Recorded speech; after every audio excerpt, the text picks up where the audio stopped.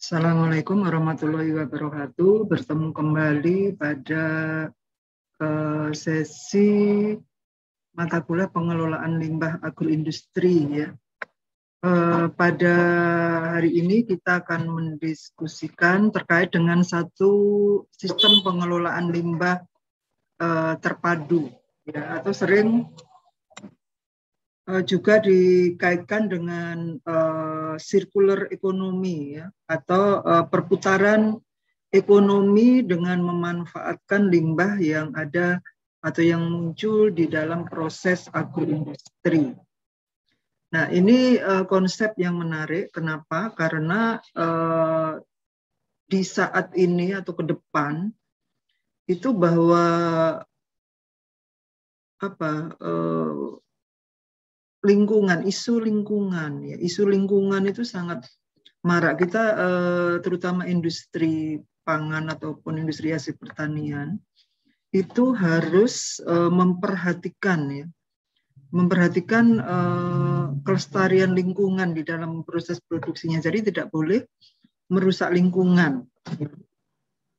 Kemudian juga dari sisi daya saing, bahwa pengelolaan limbah itu memerlukan biaya yang cukup tinggi, sehingga jikalau tidak dipikirkan bagaimana memanfaatkannya, maka biaya pengelolaan limbah itu akan membebani biaya produksi dari produk suatu agroindustri. Dengan demikian, maka daya saingnya dalam hal terutama di biaya atau harga itu akan tidak bisa bersaing dengan baik. Oleh karena itu, pengelolaan limbah secara terpadu ini sangat baik diterapkan.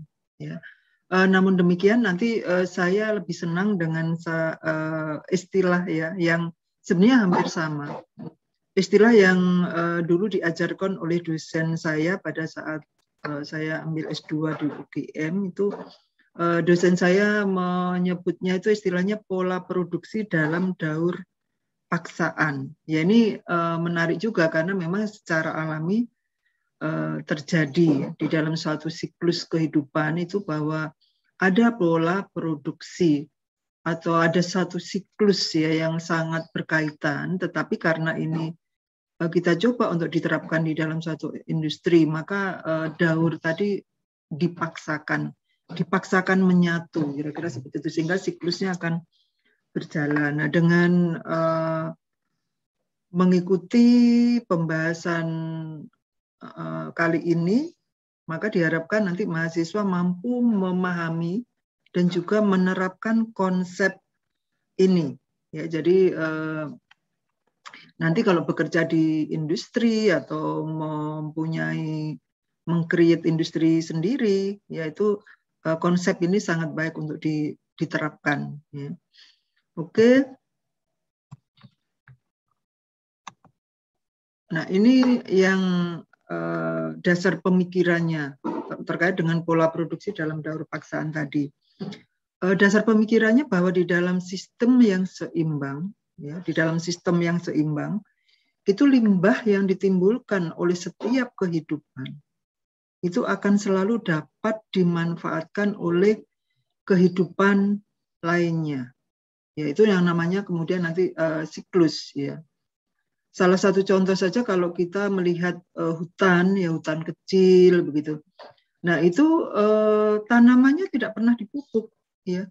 Tanamannya tidak pernah dipupuk, kemudian di bawah pohon-pohonan tadi itu sebenarnya timbul limbah hasil aktivitas kehidupan dari tanaman tadi berupa daun-daun, ranting-ranting yang sudah berguguran ya atau sudah lepas dari tanaman, itu akan menumpuk di bawah, tetapi tanpa campur tangan manusia itu kita tidak melihat penumpukan yang semakin tebal atau semakin tinggi ya, tetapi kita lihat ya seperti itu saja gitu, yang memang ada sampah tetapi tidak menumpuk banyak.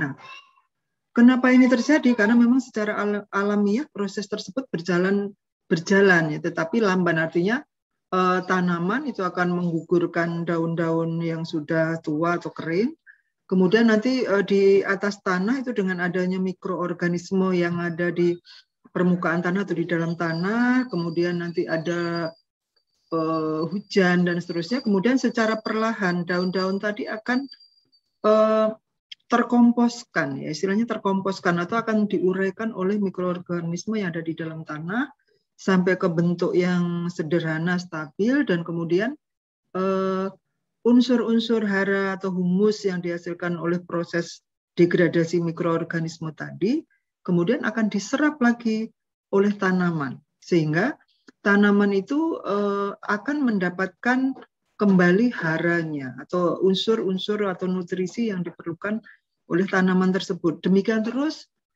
berjalan berputar, ya, sehingga tanaman yang ada di hutan itu tidak perlu dipupuk gitu, tapi tetap subur, ya tetap subur, dan kemudian tidak ada akumulasi limbah berupa daun-daun kering yang menumpuk. Nah, ini berjalannya memang lambat, ya lambat.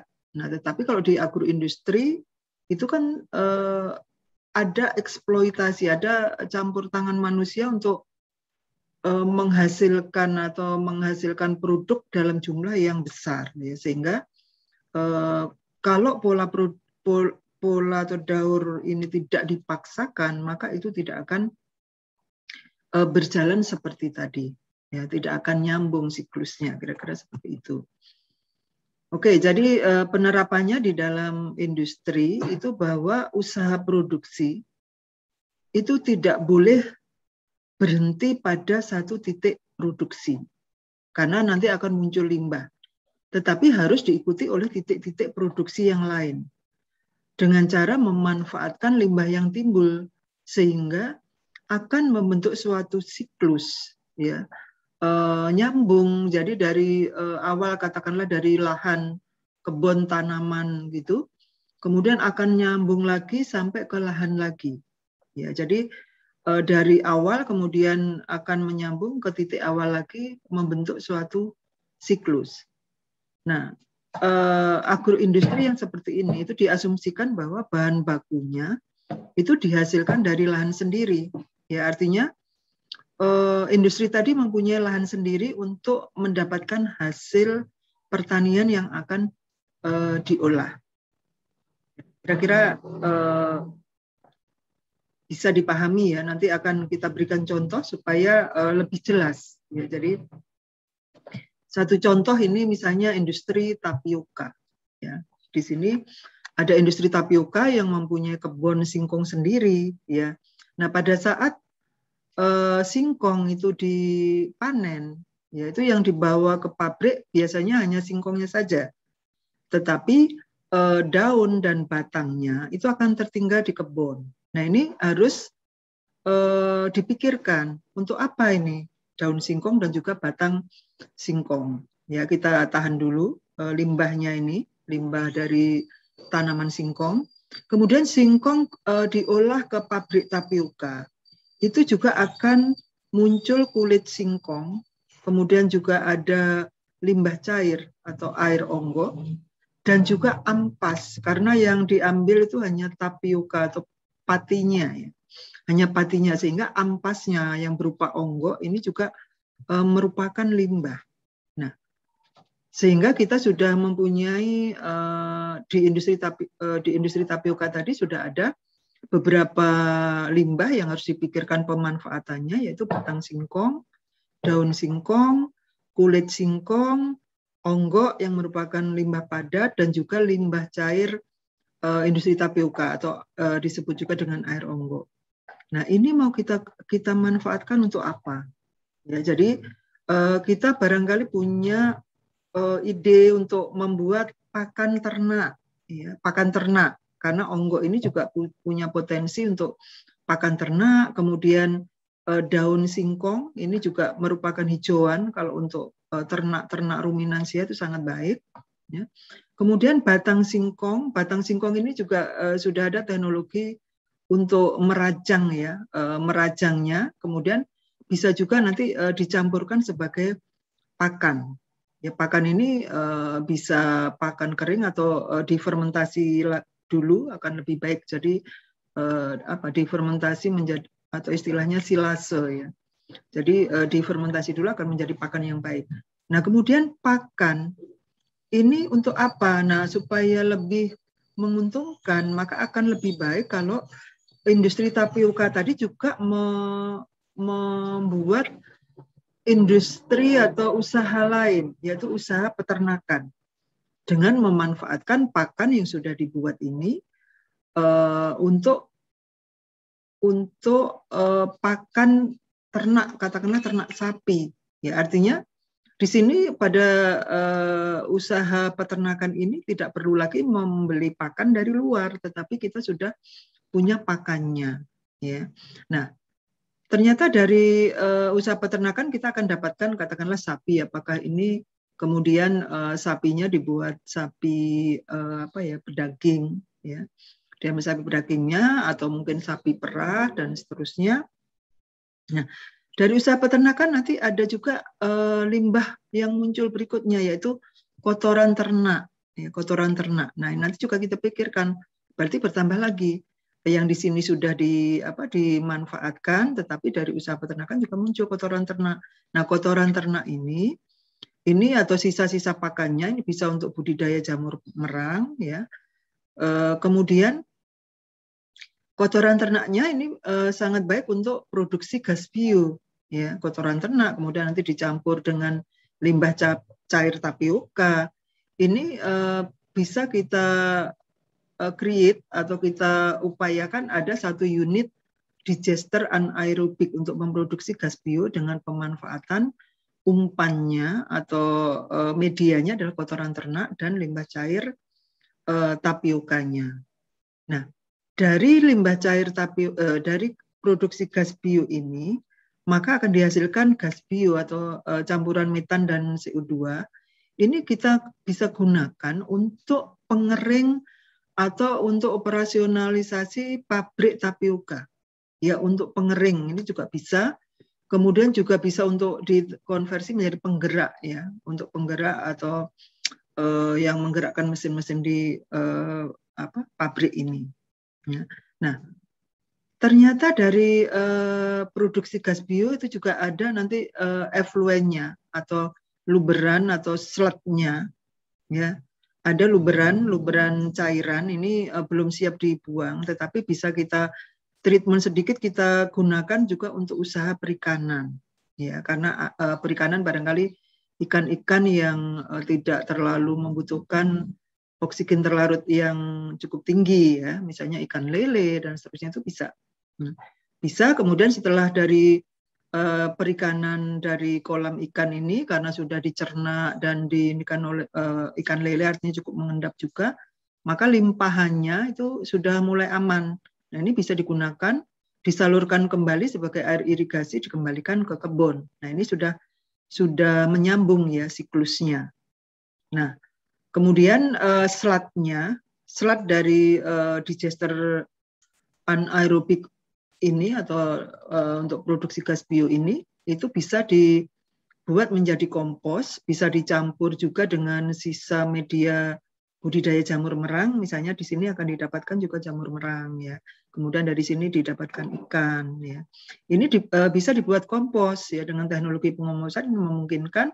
Kemudian komposnya nanti akan kita kembalikan ke kebun singkong, sehingga kebun singkongnya itu tidak perlu beli pupuk, atau kalaupun masih perlu dipupuk itu tinggal menambahkan sedikit, gitu ya. Sehingga dari sini ada suatu siklus yang nyambung, ya, dan ini kalau bergulir itu nanti banyak manfaat yang dihasilkan oleh industri tadi. Kalau tadinya hanya mendapatkan hasil dari tapioka saja, yang lainnya itu biaya, maka kemudian akan didapatkan beberapa produk lain. Tadi ada sapi, ya, kemudian ada jamur merang di sini, kemudian ada ikan, ya, kemudian selain itu juga kita dapatkan energi berupa gas bio yang bisa menghemat biaya di pabrik tapioka, ya, kemudian kompos ini kita bisa kembalikan ke kebun, mengurangi biaya pemupukan, ya, kemudian air irigasinya juga bisa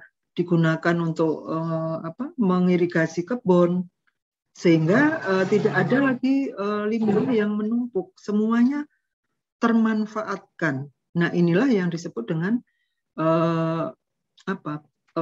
pola produksi dalam daur paksaan. Jadi daur atau siklusnya itu nyambung, meskipun agak dipaksakan, ya. Jadi karena memang sudah ada campur tangan manusia, maka ya kemudian manusia itu harus bertanggung jawab untuk memaksa tadi supaya siklusnya nyambung. Nah, di sini tadi kenapa terkait dengan terpadu, karena kemudian ada beberapa industri yang kemudian muncul bersama-sama dengan industri utamanya, yaitu tapioka. Ya, jadi akhirnya pada industri terpadu. Kemudian terkait dengan circular ekonomi, maka secara ekonomi ini juga kemudian berputar, ya. Jadi hasil-hasil yang lain tadi kemudian itu akan membuat usahanya menjadi lebih efisien, ya. Usahanya menjadi lebih efisien karena dihasilkan produk-produk tambahan. Kemudian ada penghematan biaya baik pemupukan maupun energi tadi. Nah, kalau kita lihat di sini dengan menerapkan pola produksi dalam daur paksaan tadi yang cukup sederhana padahal ya di industri tapioka tadi, maka kelestarian lingkungannya terjaga, ya. Tadi tidak ada pencemaran air dan seterusnya karena kita putar, kita manfaatkan, kita kembalikan lagi, gitu ya. Jadi kesuburan tanahnya terjaga, tidak ada pencemaran karena tidak ada penumpukan limbah. Ya, kemudian ini tadi pencemaran dapat dihindarkan, kemudian diperoleh atau dihemat energi berupa gas bio tadi, ya. Kemudian juga diperoleh berbagai produk tambahan. Apakah itu tadi ternak sapi tadi ya bisa memberikan nilai tambah, kemudian ikan, jamur merang, dan juga tadi kompos dan energi ini. Sehingga inilah yang satu konsep yang menurut saya sih sangat bagus, ya, dan sangat sangat sesuai dengan kondisi tuntutan saat ini dan ke depan. Dan pola ini ternyata juga sudah diterapkan oleh salah satu industri yang ada di Lampung, industri yang cukup besar, ya. Industri utamanya memang nenas, ya, PT GGF, ya. Jadi ini GGP atau GGF sekarang kan Great Giant Food, ya, karena memang produksinya sudah banyak, ya. Nah, ini juga menamakan integrated operation. Jadi memang industri terpadu tadi. Nah, mereka industri awalnya yang utama itu adalah industri nenas kaleng, ya. Jadi produknya nenas kaleng dan juga tapioka. Nah, dari dua ini kemudian akan berkembang industri yang lain, yaitu penggemukan sapi, kemudian juga ada industri bromilin, ya. Kemudian juga ada industri pupuk, industri pakan, ya. Nah, jadi kita mulai saja. Jadi pada saat dari kebun nanas, itu kan nanasnya akan dipanen, ya. Nanasnya akan dipanen dan diolah menjadi nanas kaleng. Ya, mereka banyak sih produknya, tapi istilahnya kita sebut saja lah nanas kaleng. Nah, dari proses ini sebenarnya tidak semuanya menjadi nanas kaleng, kan ada ini yang bagian tengahnya, ini kan kita lihat bolong-bolong, bagian hatinya, ya, itu kemudian juga tangkainya, ini pineapple stem, ya, batangnya, itu bisa diekstrak, diambil enzim bromilinnya, sehingga mereka di sana kemudian ada industri industri tambahan, yaitu industri bromilin. Kebetulan saya juga pernah masuk ke sana. Kemudian pada saat pengolahan menjadi ini ada limbah cairnya, limbah nanas, ya. Kemudian juga dari industri tapioka ini selain diambil tapiokanya, ini juga menghasilkan limbah cair yang BUD-nya cukup tinggi, ya, sekitar 12.000, dan ini juga punya potensi untuk dijadikan media atau dimanfaatkan untuk produksi gas bio dengan dicampur tadi limbah cair nanas. Sehingga mereka belum lama, ya, beberapa tahun terakhir ini mereka sudah membuat digester anaerobik tadi yang atau biogas generator ya, dengan memanfaatkan limbah-limbah yang muncul tadi, limbah cair tapioka utamanya dan limbah cair industri nanas. Ya, nah, onggoknya pada saat memproduksi tapioka tadi, onggoknya ya, kemudian juga ada beberapa ampas dari ini itu digunakan untuk pakan ya, pakan ternak. Mereka punya industri pakan ternak untuk penggemukan sapi, ya, penggemukan sapi.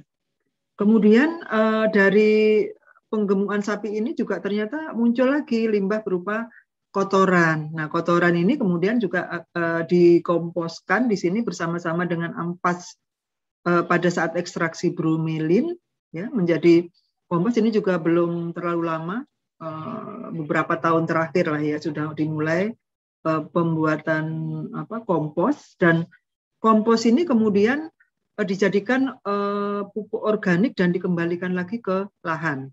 Nah, dari sini saja sudah ada kelihatan siklusnya tadi sudah nyambung ya. Kemudian pada waktu pembuatan kompos ini mereka juga menanam bambu kan untuk yang di pinggir-pinggir sungai, itu juga mereka giling ditambahkan ke sini. Kenapa? Karena mereka berdasarkan penelitian-penelitian yang ada itu menyatakan bahwa bambu ini mengandung kalium ya yang cukup bagus, sehingga ini kalau dikembalikan ke lahan nanas itu nanasnya katanya tidak mudah busuk. Kira-kira seperti itu.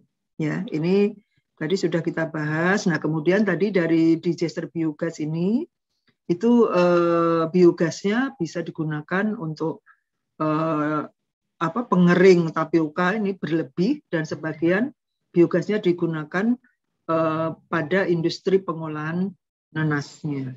Nah, ini contoh nyata konsep tadi industri terpadu atau pengelolaan limbah secara terpadu tadi yang sudah diterapkan di salah satu industri yang cukup besar, dan beberapa industri juga sudah menerapkan, apakah itu juga di industri gula, meskipun belum membuat siklus yang lengkap ya. Ada yang masih membuang setelah diolah. Kalau di pabrik gula itu limbah padatnya sudah dibuat untuk kompos, tetapi limbah cairnya masih belum ya, jadi masih diolah begitu ya. Nah, ini kira-kira salah satu konsep pengelolaan limbah terpadu yang sangat baik diterapkan. Dan kalian nanti pada saat sudah bekerja atau nanti meng-create usaha, konsep-konsep seperti ini bisa dilakukan. Ya, demikian kita lanjutkan, nanti bisa kita lanjutkan dengan diskusi dan juga latihan ya. Setelah ini kita bisa latihan secara berkelompok untuk mencoba menerapkan konsep tadi, misalnya pada sentra industri keripik pisang. Ini di Lampung kan juga ada ya, di Gang PU itu kan cukup terkonsentrasi begitu, sehingga nanti penanganan limbahnya juga sebenarnya sangat mudah ya.